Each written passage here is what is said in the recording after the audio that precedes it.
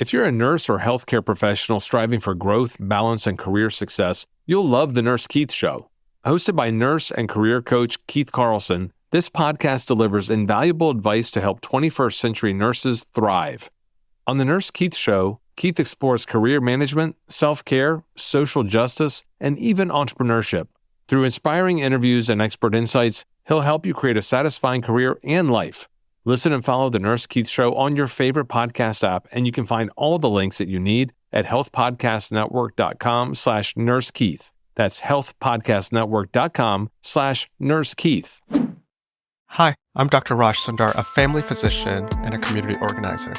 You're listening to Healthcare for Humans, the show dedicated to educating you on how to care for culturally diverse communities so you can be a better healer.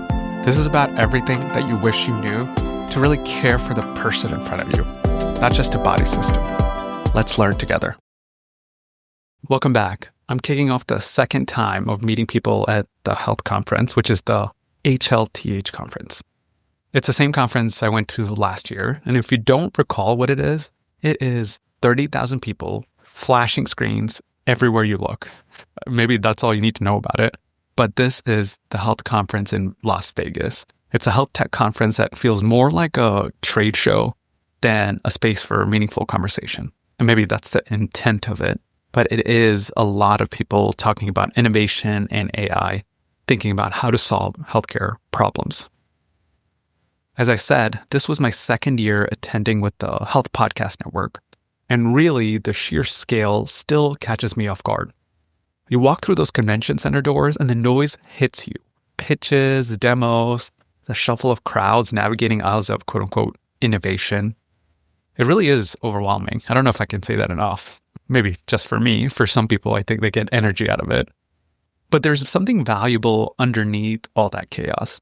And being there with the podcast network and with this podcast, it gave me a reason to slow down, to sit across someone and talk, and to build relationships instead of just looking for business cards or connections. I went this year and heard someone talk about this idea of scalable privilege from this AI researcher. The idea is that can technology take what's only accessible to people with resources and extend it to everyone? Can the executive with a private physician have the same kind of care as the farm worker without reliable transportation? Is that possible? I want to believe the answer is yes, but I don't think it happens automatically. It doesn't happen just because you build an app. It requires intention and design. It requires people asking hard questions before deployment, not after. Today, you'll meet Dr. Jamie Fernandez and Gigi Mahan, two family physicians and co-founders of Alma First, an organization training future clinicians to think about digital health through an equity lens. Jamie's story is this. Her uncle called her during the pandemic, sick with COVID. She asked him to switch to FaceTime, and that's when she saw it. The gasping, the exhaustion, the things you can't hear through a phone. He didn't make it, and that loss became a catalyst. Gigi started earlier, walking hospital halls with an iPad as a pre-med student, teaching patients to message their doctors. And she realized that barriers weren't capability because the patients really wanted to engage with this. It was that the portal wasn't in Spanish, they never got an access code, and the reading level was too high. What strikes me about both of them was that they refused to accept the assumption that certain populations can't use technology. And I hear it in conversations all the time. Oh, they're just not interested. Oh, I don't know if they have the capability to. And research shows this too. Providers are less likely to offer digital tools to Black, brown, and low-income patients. But when those patients do use the technology, they're really engaged, and sometimes at higher rates. Can technology take what's only accessible to the privileged and make it available to everyone? Jamie and Gigi believe so. If we design it that way, here they are. I would love to first do some introductions. Tell me about who you are and what you're up to. Thanks, Raj, for having us on. My name is Dr. Jamie Fernandez. I'm a family medicine doctor in Los Angeles. I work at Altamed, which is the largest FQHC in the country. But I'm coming here with my nonprofit hat. So I'm also the co-founder of Alma First, Digital Connection Human Touch. And we are an organization that is looking to instill more education about digital health equity to providers and future students so that they can embrace the new technology that's coming down the pipeline and be more successful utilizing with their patients. And I'm here with my lovely co-founder. Hi, thank you for having me. My name is Dr. Jean-Veriska Gigi Magan. I am a family physician. I train at Kaiser Permanente Santa Rosa, and I'll work in an FQHC in Northern California, Sonoma County. And I'm also the co-founder of HAMA First with Dr. Fernandez. And as she said, we're trying to bring pre-health students and also teach more about digital health equity so that we can upskill the next generation of physicians and clinicians in the space. I love hearing founder stories of what did you notice was a problem and you said, I'm going to start this organization. Like, I want to know what you witnessed, observed, and when that realization came about. Yeah, of course. So I grew up in LA, went to Vermont for medical school. It was beautiful, but it was very cold. And my fourth year of med school was 2020, so when the pandemic hit. And my family was all in LA, which quickly became one of the epicenters of the pandemic. My dad is one of 7. And one night I was in Vermont, I get a call from my oldest uncle who was an essential worker and was a construction worker who had to keep going to work. And he calls me, which he never does. And he says, oh, I'm sick. I might have that thing they talk about in the news. And at that point, nobody knew what it was, right? And I was listening to him, hearing him on the phone. And then something inside of me said, you know what, can we switch to FaceTime? I just want to see what you look like. And he was like, oh, okay, sure, whatever. So we switched to FaceTime. And then that's when I actually got to see how tired his face was and how he was actually gasping for air. And I'm sure, as a clinician, there's what patients actually say, but a lot of what our treatment plan is how they actually look.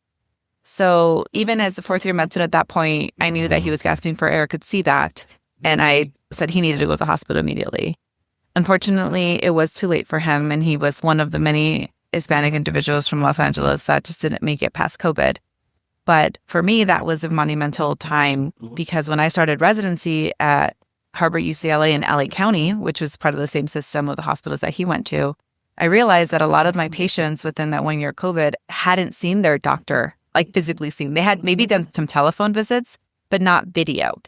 So there was such a huge gap that I spent my intern year refilling people's prescriptions, refilling these little things that were just lost to the crack. And I kept asking my patients, why didn't you do a video visit? And they're like, what? I didn't know this. What is it? And these are all low income, mainly Spanish speaking patients. And from then I made it my goal to make sure each one of my patients could do a video visit, even if they didn't need it. So I would actually do a trial video visit with them in my clinic when I was using the valuable 15 minutes to be like, I'm going to send you a video link, just press on it. Look, you can do it, do a lot of positive reinforcement. And then I saw that they were actually able to do it. And because I was a resident, I had to precept, there was a digital health navigator wandering around the clinic. And I asked oh, can you help me with, doing this pilot run while I'm precepting? And they did. And it ended up being a really great workflow. And it ended up being, oh, wait, this is a really good way of scaling digital health, making it possible for my population, right? Elderly 50-year-old Latina grandmas who don't think they can use digital health, but they do because they're on WhatsApp and they're on Facebook and they're just not using technology for their healthcare providers. So how can we bridge that gap? And Digital Navigators was the answer that I found. I love it. I want to hear your story too. But I'm just reflecting on the ways inequities and racism sometimes come about of, it seemed for some people like an insurmountable barrier. They just can't use technology. There's no way around it. People almost give up, right? There's nothing we can do. And you're like, no, they use technology. They got the smartphones. What are you talking about, right? They just need help because our current systems doesn't help educators. Yeah. So my story is I was born and raised in Peru. I moved to Sonoma County in Northern California when I was 16 years old. My first exposure into digital health really started when I was a pre-medical student. And I was working at UCSF and I went around the hospital with an iPad because at that time we were connecting patients to their MAR chart. So I went around teaching patients, this is how you check your lab result. This is how you message your doctor so that you can have better communication with your physician at that time. And that was the very beginning of just learning about technology. And the other study that I worked on as a pre-medical student was, can we give Fitbits? Can we check mobility for patients? Can we get them out of the hospital a little bit faster if they can walk a little bit more? And then I went off to medical school at Davis, and I have a background in public health, so bringing technology into that space. And it wasn't until the pandemic, and I actually went to Harbor UCLA as well in my training, and that's how I met Jamie. And one of the things that we bumped over was, why is it that a lot of our Spanish-speaking patients don't have access to their portals? Why is it that they're not using it? And when I started my training as an OBGYN, but then I switched to family medicine, because for me is that long-term relationship with patients and what happens to them after the visit. Did that person take the medication, or did that patient get their lab result? So that's why I ended up in family medicine. And during my residency training, I called about 50 of my patients that did not have access to their portal. And I asked them, how come? Why is it that you're not using your portal? That's the best way to get in touch with me. What Jamie was saying, like, is the WhatsApp, like you can communicate to your doctor. And a lot of them had told me, I've heard about it, but I don't have the access code to be able to enter into the portal and be able to communicate with my patient. So that was part of my mission of how, if technology continues to advance, what are we doing so that communities are not left behind? And this is how Alma First took off. This is how we are training pre-health students that are going to be the future clinicians about digital health and also about AI. We bring them into these spaces because they're going to be the next set of clinicians of the future. Have you seen anything in this conference that will help you in your organization achieve your mission better? The context for that is, sometimes I go to these spaces and there's a distance between what's happening here and our communities are so large, and finding that intersection of this could be useful if it's co-designed. Yeah. So I imagine for my Spanish-speaking patients, like the ambient scribe records it and then creates a Spanish AVS that goes straight to this app. Ideally, it's the same portal, but then they can just log on. It's like, what did the doctor say? Because we know most people don't retain things regardless of language. So you can review it and I'm supposed to take this medication twice a day. That's the thing that I'm thinking of. Yeah. So a lot of us end up copying and that into like a Doximity GPT to translate, to then paste it on the ABS. And we've talked to them about, why can't you, you can do this beautiful like ambient listening in Spanish. Like, why can't you just put this in Spanish? And what we've heard is that because it's patient-facing material, it has to have a special qualification from either the Medicaid, Medi-Cal type of certification that is transcribed a certain way. So they'd rather just not overcome that hurdle. Yeah. Which is interesting because they're overcoming other hurdles, right? Yeah. Like going into the pain space and like upcoding and charging. And those are things that are also complicated, but it's also which ones are you valuing, right? Which ones are going to get your organization more value? Yeah. And right now, it's really easy to connect, if I'm going to charge this more, then I'm going to get more value, versus if I do a better job at explaining, maybe my patients are going to be more likely to take the correct medication at the right time, then that'll produce more value. Bring that up. What gets your pre-health students excited being here? Do you feel like they're anxious because they're not in spaces like this? No, that's a really good question. And actually, for some of them, this is the very first conference that they've ever attended. So they're completely brand new and they're so excited. They see all the colors and all of these breakthrough ideas and transformation. They're like, wow. And just like seeing their minds and like their faces just like light up. And at the same time thinking, but is that going to be affordable? Could my grandma be able to use the solution? And I think that's the value that they bring, because they can ask the tech founders like, hey, is your solution going to be accessible for my grandfather, or like my uncle that doesn't speak Spanish or English, or someone that has rheumatoid arthritis and they can like use that technology with their hands, or like they're visually impaired. So bringing them into these spaces to be able to ask those hard questions that can push the tech companies to be able to design it and co-design with patients, right? Like for the patient, because ultimately it has to be for them. Yeah, I know, because one of my guests talked about how so much with equity is not just the idea of the product, but the how of the co-designing. Yeah. Because you can't just, I don't know, like with some of these AI tools, I hear like they have it and they're like, all right, how do we increase adoption? So it's like, all right, how do we convince these people to use it first? Exactly, yeah. But you bring up a really good point. Another pillar of Alma First is preparing our students to actually come. So we don't just give them a ticket and be like, come to this conference. We do a lot of work beforehand, and we have our own curriculum that is 5 modules online, totally self-directed, and it's based off the pillars of Tequity that was actually produced by the Tequity Foundation here at HLTH. Oh, yeah. We really looked at them because 3 or 4 years ago, our traditional medical spaces didn't have any standards for teaching digital health to healthcare clinicians. So we really had to look in the industry to see what those pillars were. One of the pillars was accessibility. So we have a whole module on making technology accessible for other people, and we highlight certain companies. And the other one is equity, and the other one is bias, which is a really important point, because there was a study done in DC, and it showed that healthcare professionals are actually less inclined to offer digital products to poor Black or brown males because they think they can't use it. But if they do use it, they're 2.5 times more likely to actually engage with the product. Wow. So our students are a rare kind where their first introduction to digital health is through the equity space, through this lens. So they see these wonderful organizations that are actually taking these pillars into their creation. And then they come to a space like this, right? And then they see other companies that are not utilizing this. So we give them that language to have those conversations. We prepare them. So that's one part. The second part is just preparing somebody to network. In medical schools, I'm sure you know, right? It's all how successful can you be in your test ultimately? But we really challenge our students to say, okay, well, what does your LinkedIn profile look like? What is your elevator pitch? And how can you present yourself? Because really, you're a college graduate. A lot of people here in the conference are also college graduates. It's not the same hierarchy that we have in medicine. So your opinion is just as important as anybody else's opinion. We really have to reinculturate ourselves as clinicians to think that, no, our opinion is just as valuable no matter what level of training you have because of the insight, your lived experience. And there are colleagues, right? We're just a little bit ahead, and we want them to feel empowered to bring their voices into these spaces. Yeah, I agree. I know there's a pre-health student work that you're doing, so curriculum for them. Do you do directly patient-facing work too? Because I know that was your origin story. Yeah. Our pre-medical students go to the curriculum, come to a conference, and then serve as digital health navigators for the community. So we'll go to health fairs. Like we recently partnered with the ADA to host a digital equity table. And we brought continuous glucose monitors because believe it or not, Latinos and Black patients are also less likely to utilize continuous glucose monitors. There's a certain level of tech connection, Bluetooth to your phone that you need to do. So we bring in samples to the community, identify patients who would qualify for this technology and actually put it on them and show them how to use it.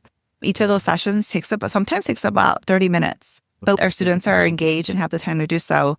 And the patients really like it. And if they are on insulin 4 times a day, we'll write it down and we'll be like, you take this note to your doctor and tell them, I want to use a continuous glucose monitor. I've used it before. I know how to use it. Can you prescribe it for me?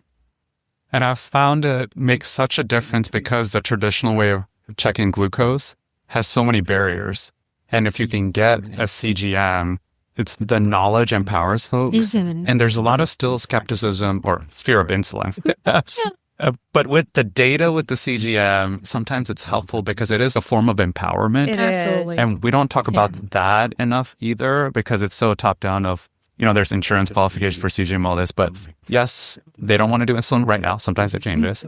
Is there another way to empower them to continue to help them feel, oh, actually, this is what's happening in my body? Because there's a sense of, I feel okay, right? And I understand it. Yeah, you do feel okay. And I'm telling you to stab yourself with insulin. I can imagine how that feels for you, right? So I love that example of CGM too. Do you do other digital health education for your community? Yeah, one of the things that we have done is we've had a couple of fellows that work with Dr. Fernandez in her clinic that can help patients learn more about video visits and also how to lower that barrier and how to have more trust so that they can communicate with us, physicians. And one of the things that telehealth can be really helpful is if they are working full time and they can take time off, but they can maybe do an appointment during their lunch break, then we have at least those 20 minutes, 15 minutes to be able to communicate and receive that care that otherwise would have been really difficult. And so part of our curriculum is that we teach them what are some of the things that you could do in a video visit, from just like the granularity of you need to have really good broadband access, right? And then you have to have a phone that has a camera, to then when do you need to transition into, no, this patient needs to be seen in person, right? Because maybe their cough is really bad. And so we have all of that within our curriculum. That's awesome. There's a saying, I don't know if you heard this, every solution creates new problems. Yeah. And that our job is just to keep evolving. So I think of some of my patients who I did get on my chart and then they use it because they don't know when to use it. They were like, I'm not feeling well. Aww. And I'm like, oh, but also, number one, I need more details. And maybe you should call in because it takes like 48 hours for me to secure message. We're all people too, and we're trying to get their secure message. So this feeling of, Okay, now I got you onto the platform. Yeah. Now talk about different care channels and when to use that. Yeah. And secure chat is not like WhatsApp. I've had a few patients who just periodically text a bunch of things because I didn't educate them on when to use it. Be like, here's something going on. Hey, my son's not feeling well. I'm like, well, it's your son, so you should use his chart. So curious on if you feel like any of the patients are, okay, now that you're on to that, let's talk about the next level of education. And, every time there's going to be a next level. Have you thought about that as well, or educating about when to seek care, where, or video visit, phone visit, secure messaging? I actually have done a lot more of that at the provider point of view, like empowering providers to offer their patients more options. I gave a presentation, a ground rounds at UCSF recently called From Provider to Guide. So I think I often taught we need to work at the top of our license. And we think that digital navigation is not part of that. But if you think about it with their everyday job, right, diagnosing something like diabetes and prescribing metformin. Oftentimes what we are taught in med school is, okay, well, this is a new medication. These are the side effects. If this doesn't work, try this instead. Take one pill until your stomach ache doesn't hurt. If you have diarrhea, that's okay. Keep going. But we give patients a plan to actually be successful with this medication. And like what you're saying, digital health is very similar, where we can't just ask somebody to sign up for the portal, but these are the stringencies. Like if your password doesn't work, call this person or right? And we make sure they're successful. So it's an interesting mind shift that I'm using in the trainings that I do with my clinicians, because I do feel that's at the provider level. You, a provider speaking about the healthcare portal is not at your level of service, right? And it is our responsibility because our patients really value their provider's recommendations. And multiple studies have shown if a provider was offer it, patients are more likely to utilize it. I think we need to do a little bit more work in the space of digital literacy and also screening, because a lot of the times we think that patients are going to be ready to use a smartphone or to use a health tech solution. But if they don't have access to internet or they don't have a way to store their passwords, maybe one of the other things that I learned also with my patients is that a lot of them only have up to sixth grade education level. And if we're giving them reading materials or we expect them to understand at a high school level, then there's going to be a disconnect. And not only are they not going to use the solution, but maybe they're nodding, but they're just not understanding. And then by the next time that they try to come in, you already expect them, oh, did you understand like that, that instruction? They're going to be like, yeah. But then their health outcome is maybe their insulin is not working because they're afraid of how to use the insulin. For instance, I gave a little education about diabetes and I had to break it down to what is diabetes? Yeah. And I was like, wow. They didn't really know what diabetes was. So sometimes we have to break it down into very simple things. Yeah. And that's something that we don't talk enough about. Yeah. I love it. Thank you both for being here and bringing the voice of the communities that aren't really represented here. And I think it's important to slowly but surely keep working on this and shifting the conversation. So I appreciate both of you. Well, thank you for having us so much. As always, thank you for listening to Healthcare for Humans. If you've found any value in this podcast, I have 2 quick requests. 1, please leave a review in the podcast app that you're listening to my voice in right now. It really helps others discover the show. 2, share this episode with anyone who you think might benefit from it. For easy access to all our episodes and to support the podcast, visit www.healthcareforhumans.org. There you'll find our content clearly organized by topics, countries, themes, to help you choose what to listen to next. Until next time, this is Dr. Raj Sundar, reminding you that culturally responsive care leads to better patient outcomes. See you again soon.